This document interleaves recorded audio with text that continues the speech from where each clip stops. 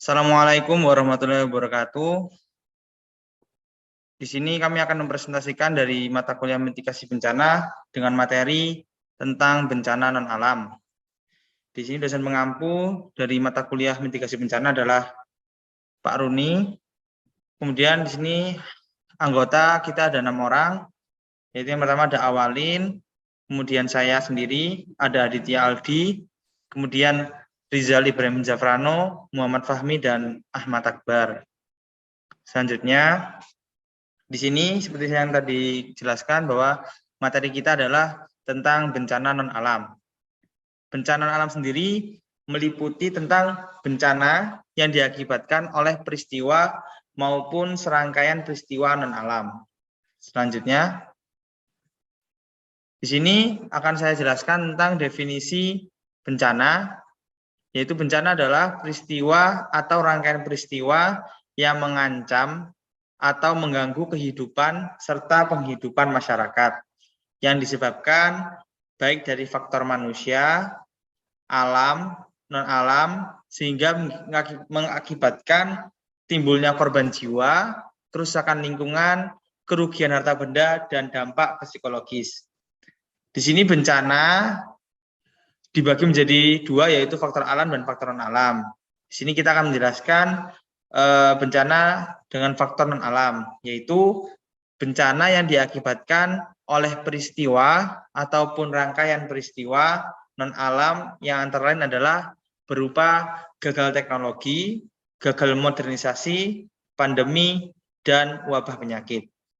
Selanjutnya akan dijelaskan contoh-contoh dari bencana alam non-alam ini.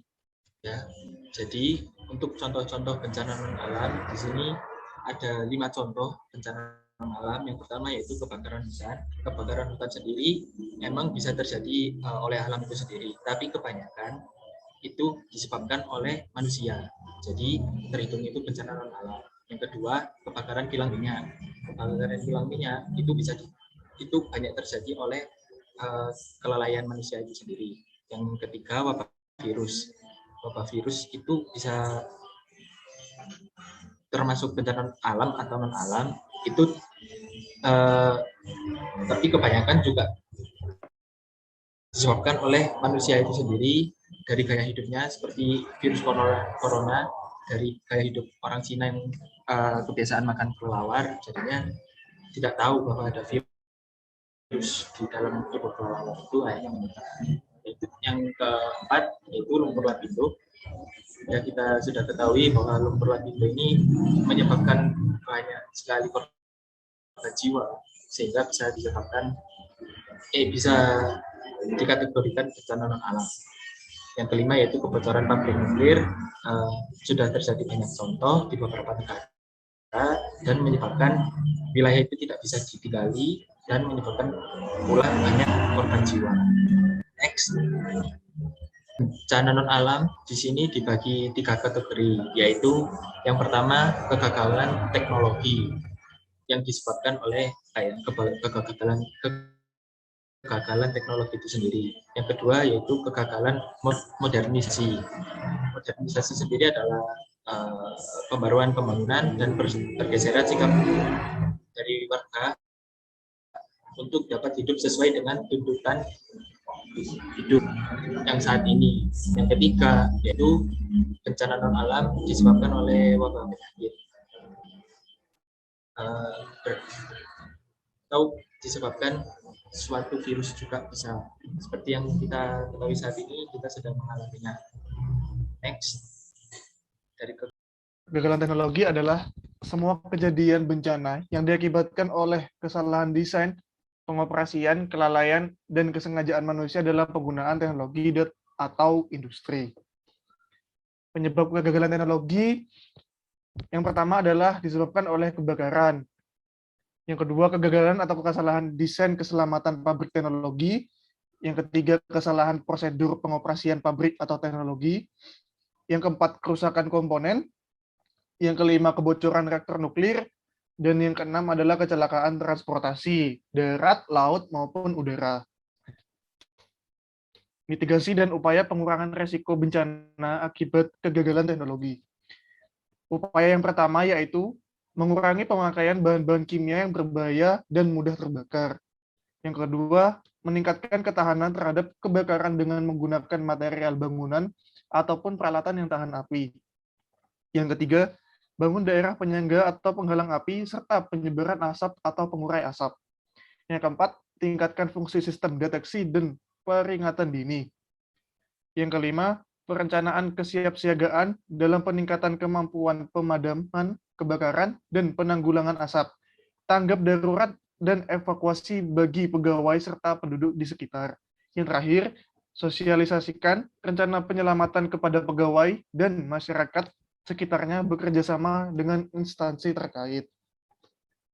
Untuk kegagalan modernisasi akan dilanjutkan oleh teman saya. Ada kegagalan modernisasi. Pengertian dari kegagalan modernisasi sendiri adalah kejadian bencana yang diakibatkan oleh pergeseran sikap dan mentalitas sebagai warga masyarakat untuk dapat hidup sesuai dengan tuntutan masa kini. Seperti contoh, kegagalan modernisasi. Dulu itu ada wartel, sedangkan wartel itu tergantikan oleh smartphone. Karena smartphone itu lebih fleksibel, maka itu contoh sebagai modernisasi. Tuh. Next, Bar. Untuk penyebab kegagalan modernisasi itu, yang pertama ada terjadi konflik sosial yang menyebabkan terjadinya kegagalan modernisasi. Untuk poin kedua, terjadinya dampak buruk yang ditimbulkan akibat pembangunan yang ditunjukkan untuk modernisasi suatu wilayah.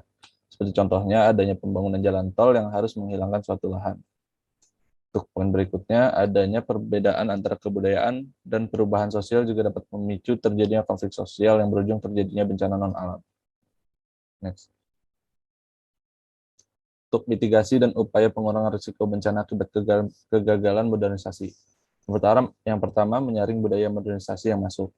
Karena jika masyarakat kurang selektif, maka unsur-unsur budaya asli mereka sedikit demi sedikit akan makin terkikis oleh arus modernisasi. Banyak orang-orang sekarang yang mengikuti budaya luar dibandingkan budaya lokal, karena budaya lokal terlihat lebih kuno dibandingkan budaya asing. Poin berikutnya itu mengambil hal positif dari modernisasi. Karena modernisasi sendiri membawa seseorang bisa menghargai dan terbuka terhadap sesuatu yang baru. Maka norma positif mulai terbentuk berdasarkan rencana pengembangan dunia untuk ke depannya. Poin berikutnya mengikuti nilai-nilai Pancasila agar tidak terlalu terpengaruh dari modernisasi.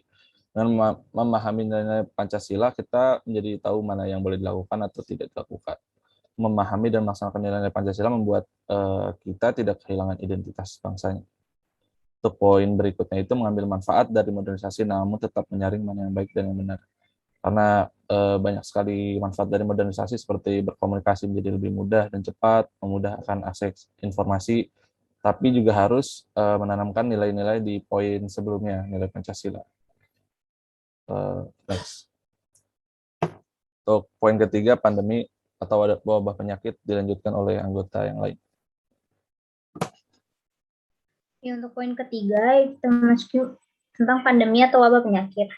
Pandemi sendiri merupakan sebuah epidemi yang telah menyebar ke berbagai benua dari negara. Umumnya menyerang banyak orang, sementara pandemi sendiri adalah sebuah istilah yang telah digunakan untuk mengetahui peningkatan jumlah kasus penyakit secara tiba-tiba pada suatu populasi area tertentu.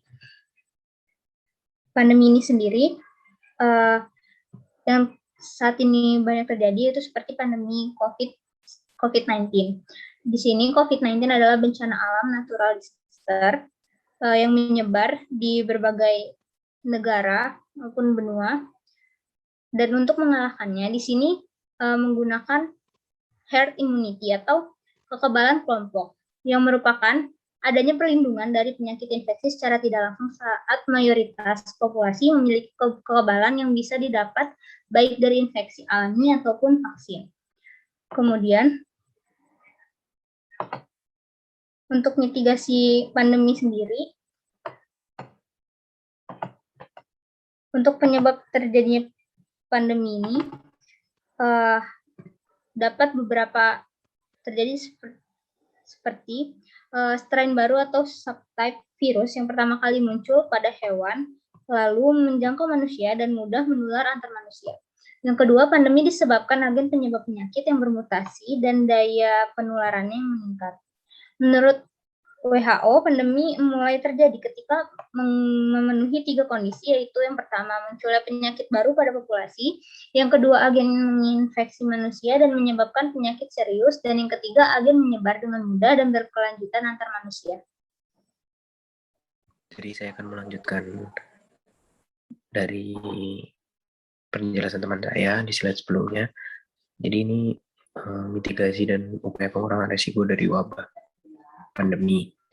Yang pertama itu ada pelayanan kesehatan masyarakat yang menjaga semua masyarakat.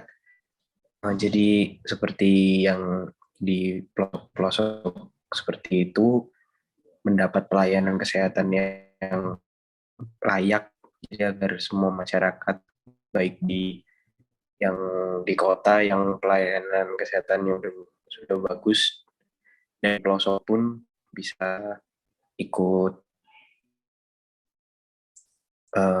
pelayanan tersebut dalam bisa ikut serta dan bisa mendapatkan pelayanan kesehatan yang lebih baik, sama seperti selayaknya yang masyarakat yang ada di kota. Yang kedua, memantau perkembangan mobilisasi penduduk. Upaya yang kedua ini juga perlu untuk masyarakat yang mungkin di pedalaman atau mungkin yang aksesnya kurang bisa untuk pergi ke pelayanan kesehatan terdekat, jadi tetap bisa terpantau oleh pihak dari pelayanan kesehatan tersebut. Lalu yang ketiga, penyebaran informasi berupa poster melalui media sosial yang berisi tindakan yang diperlukan sebelum atau saat virus menyerang tubuh.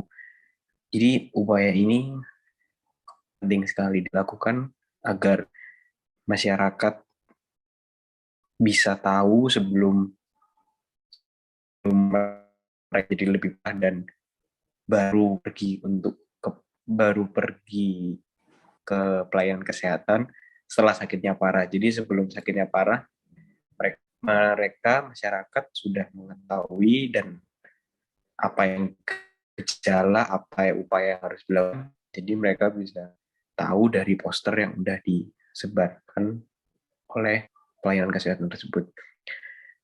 Yang keempat, yang terakhir, pemerintah menganalisis gejala dari wabah. Kemudian informasi tersebut disosialisasikan kepada masyarakat. Ini juga penting dilakukan untuk sama halnya seperti yang di poin nomor 3. Jadi masyarakat bisa tahu gejala apa yang wabah ini nanti ketika wabah ini menjangkit ke dalam tubuh kita, kita sebagai masyarakat sudah tahu dari sejak awal kita terjangkit wabah tersebut, kita sudah tahu apa yang harus kita lakukan sebelum nanti menjadi lebih parah. Jadi itu upaya dan pencegahan yang dilakukan saat wabah pandemi, dan sampai sini kelompok kami cukup untuk penjelasannya.